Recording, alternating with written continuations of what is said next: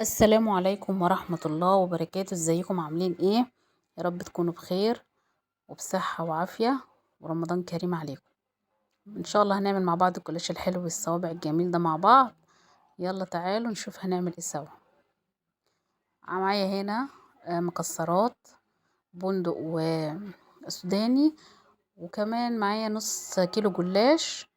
انا عملت صوابع كده مع نفسي في الاول، وهعمل كمان معاكم. بصوا، بجيب الورقة بقسمها، قصدي بتنيها على نصين.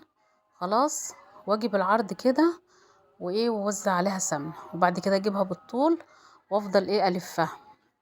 ممكن نجيب ورقتين جلاء وبحط مكسرات زي ما انتم شايفين كده اهو.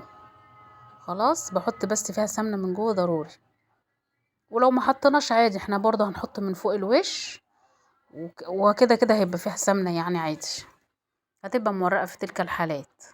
برضه بجيب ورقه تانية اهو، بدهنها سمنة زي ما انتوا شايفين، سمنة سايحة مع زيت وبالطول، وابتدي اتنيها واحط مكسرات كده زي ما انتوا شايفين. مكترش عشان اعرف اقفلها وتبقى معايا رفيعة متبقاش تخينة. خلاص، هاجي اعمل شكل تاني معاكم. جبت برضو الورقة وقسمتها على 2 ودهنتها سمنة. في ورق برضو هتاخدوا بالكم منه انا ما دهنتوش سمنة، عادي تلك الحالات كلهم واحد يعني مش هتفرق كتير.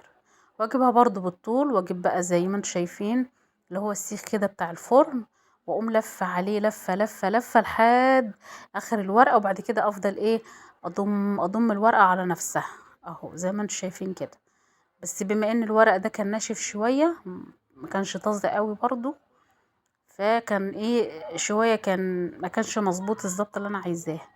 برضو بجيب السيخ والف عليه ابرم ابرم ابرم لحد اخر الورقه، وافضل ازم كده الورقه على بعضها.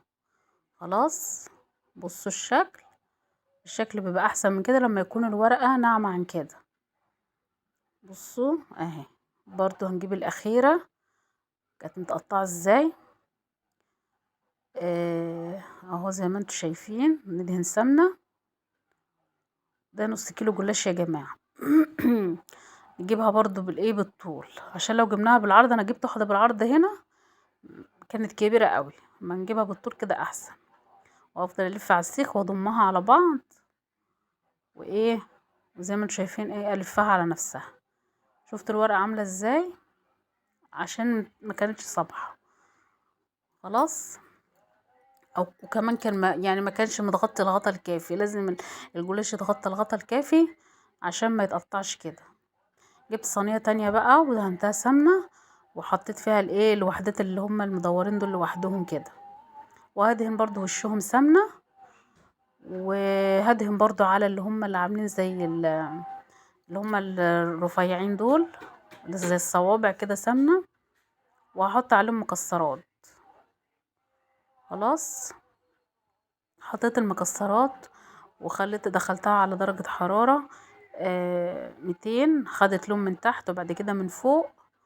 وبديني بزودها بالشربات التقيل البارد، اللي هو كوبايتين مية، كوبايتين سكر، وعصرة ليمون عند الغليان، ومعلقتين عسل جلوكوز يغلوا 12 دقيقة يبردوا، وانزل بهم على الجلاش زي ما انتوا شايفين، ويطلع بالشكل ده مورق وهاشش وناشف ومقرمش وجميل ويستاهل بقكم.